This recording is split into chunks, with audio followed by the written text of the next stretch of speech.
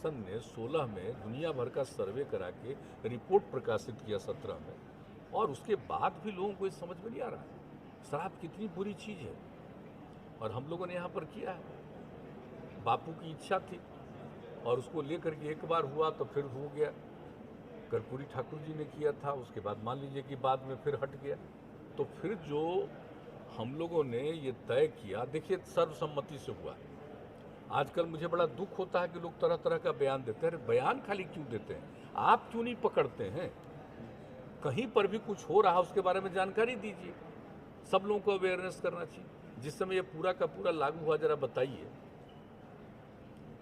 एक एक लोग अब बताइए पूरे असेंबली में, काउंसिल में किस तरह से एकजुट होकर के सब पार्टी के लोगों ने किया।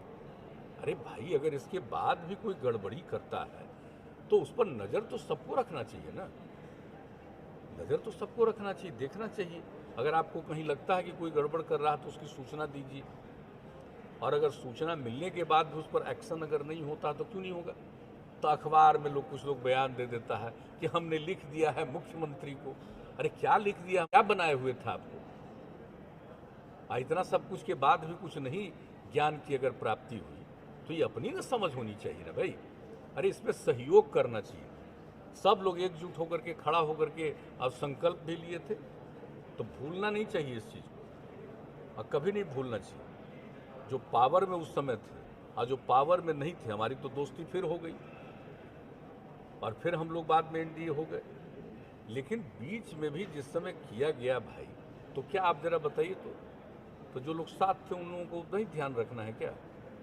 और जो सरकार में नहीं थे उन सब लोगों ने पूरे तौर पर दोनों हाउस में सपोर्ट किया,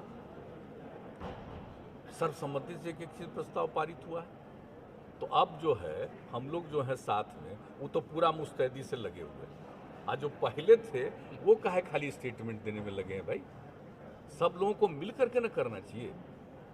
ये कोई मेरा निजी चीज है कि ये सार्वजनिक चीज है, सबके हित की चीज है, कोई व्यक्तिगत चीज है। लेकिन हाँ, आज हमारी जिम्मेवारी है तो हम लोग जरूर करेंगे। और